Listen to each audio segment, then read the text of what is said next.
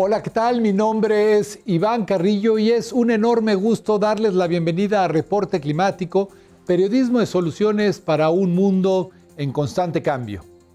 Quienes conocen este espacio ya saben que el objetivo aquí es dar voz a especialistas iberoamericanos de diversas disciplinas que nos ayudan a sortear el mayor desafío de nuestros tiempos. Así como no podemos entender el cambio climático sin sus bases científicas, tampoco podemos enfrentarlo sin el compromiso de los tomadores de decisiones, la exigencia de la ciudadanía y la participación de todos los sectores económicos. Para entender la complejidad que todo esto representa, hoy en Reporte Climático tomaremos el ejemplo de Bolivia y conversaremos con Cecilia Requena, senadora de ese país. Desde su perspectiva política, ella nos guiará por los principales retos de dicho territorio andino frente a la crisis ambiental. Comentaremos acerca de los grandes fallos de un Estado que ha priorizado el extractivismo y analizaremos los obstáculos que tiene que superar la ciudadanía para defender y proteger la naturaleza de la cual depende. Pero antes de entrar en materia, los invito a hacer un recorrido por las noticias más relevantes sobre el clima alrededor del mundo. En esta ocasión hicimos una selección especial con las conclusiones y acuerdos más significativos que tuvieron lugar en la COP26.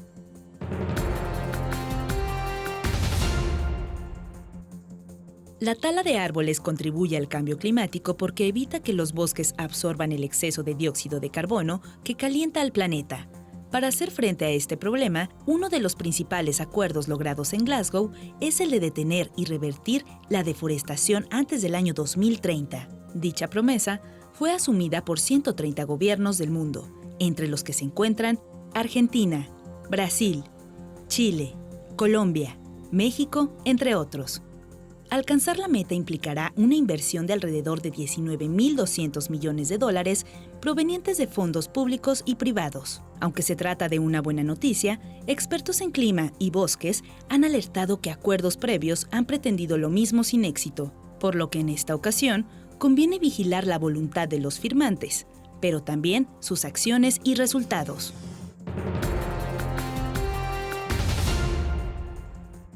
La respuesta ante la crisis del clima requiere de compromisos mundiales y políticas a nivel nacional, pero también de acciones desde lo local. En este sentido, Bogotá ha mostrado un liderazgo como ciudad verde en Latinoamérica. Según la Organización de las Naciones Unidas, la capital de Colombia fue la primera urbe de la región en declarar la emergencia climática desde las filas de la política en noviembre de 2020. Durante la COP26, su alcaldesa Claudia López aseguró que los bogotanos están cambiando sus modos de vida para hacerlos compatibles con una acción climática y alcanzar las metas de mitigación y adaptación que la ciudad se ha trazado a más tardar en el año 2035.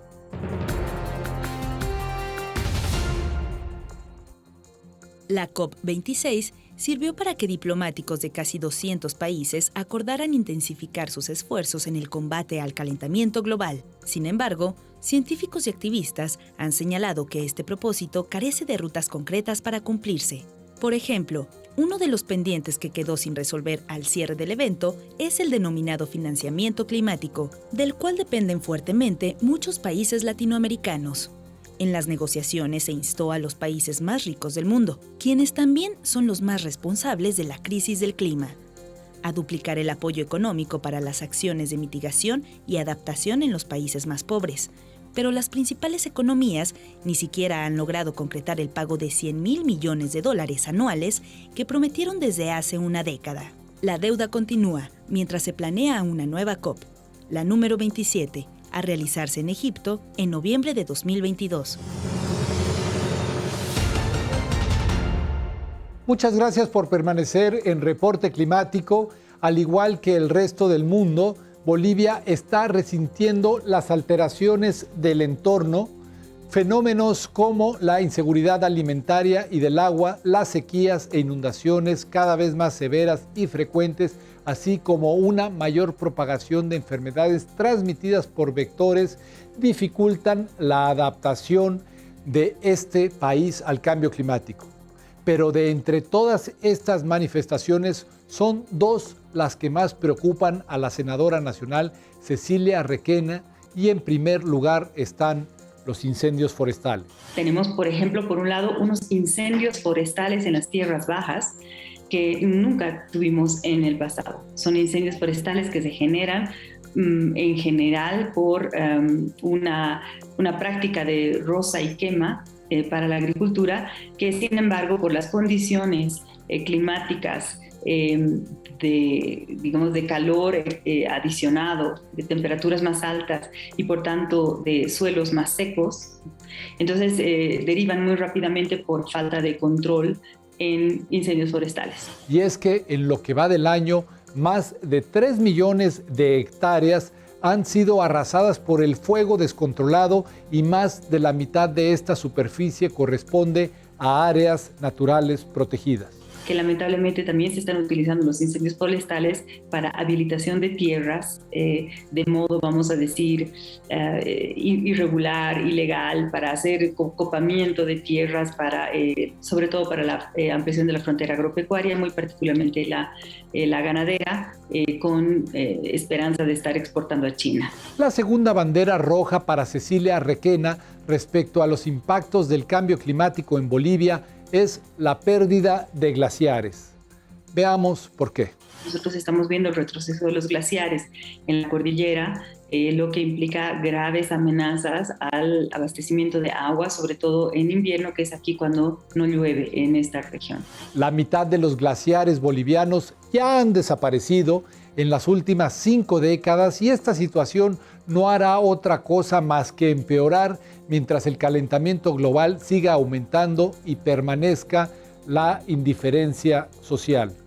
Así, el hielo que durante miles de años ha brindado una fuente de agua dulce podría extinguirse por completo antes del año 2050. Es todavía más grave, y esto lo tengo que decir con cierto bochorno, en la clase política.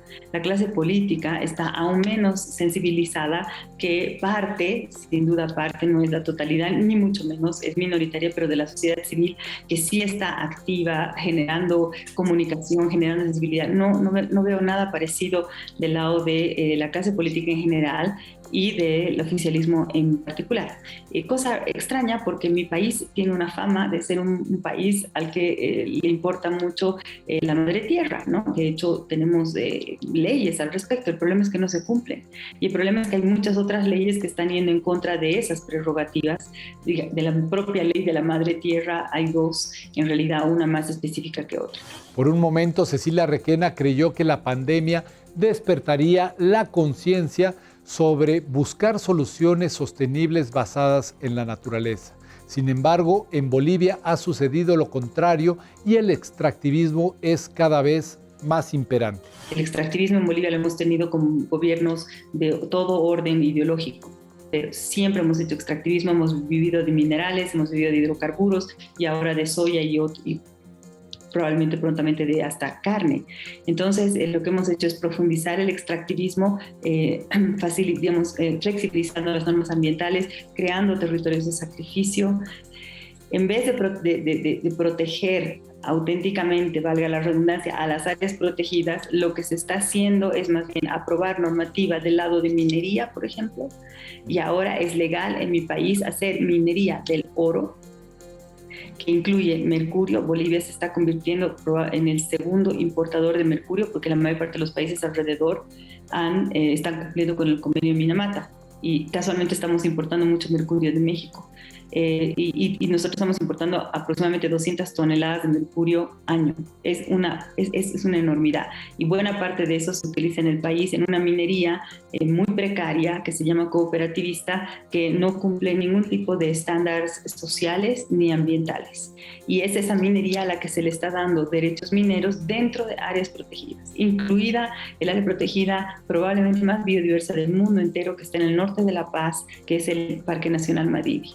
El problema de la minería artesanal aurífera es tan grande en Bolivia que este país por sí solo ha descargado el 6% de todo el mercurio contaminante a nivel mundial. Pero el sector minero no es el único que destaca por el nivel de afectación y su vínculo con el cambio climático. También está el caso del sector agrícola.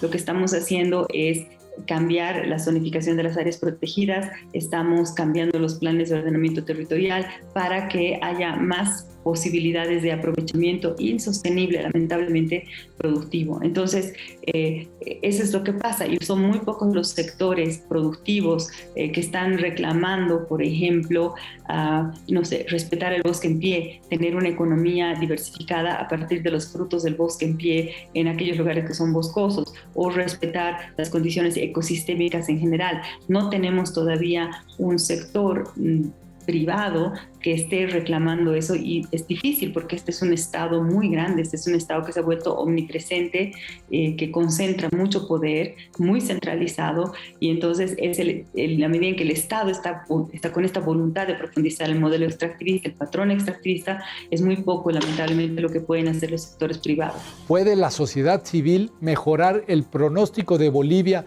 en lo que a cambio climático se refiere? Para Cecilia Requena, la respuesta no es tan sencilla. Nuestras políticas públicas no están a la altura de la circunstancia, y entonces queda la sociedad civil, muy particularmente los sectores ligados a la lucha por la naturaleza, que están conjuncionados, porque al final es la misma cosa, con aquellos que luchan por la defensa particularmente de los derechos de los pueblos indígenas de tierras bajas en mi país. Entonces existe, pero es insuficiente. A toda esta situación se suma una falta de protagonismo en las negociaciones internacionales sobre cambio climático, no solo por parte de Bolivia, sino común a todos los países de Latinoamérica. No solo veo pasividad, que es una de las características, pero también veo contradicción, gran contradicción. No hemos podido formular una posición conjunta, y esto también es producto de estas diferentes formas de ver el futuro, finalmente, ¿no? De ver qué es desarrollo. De verdad, insisto en esto porque paradójicamente se entiende por desarrollo la devastación.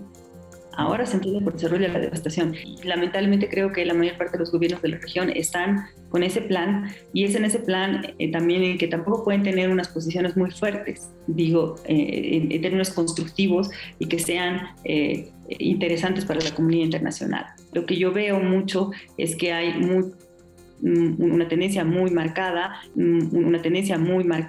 en señalar responsabilidades. Estoy de acuerdo con eso, hay responsabilidades diferenciadas, por supuesto, en hablar de justicia climática, estoy plenamente de acuerdo con eso, pero a menudo estos argumentos, que son absolutamente válidos, insisto, se vuelven un pretexto para no hacer lo que tenemos que hacer en nuestros países.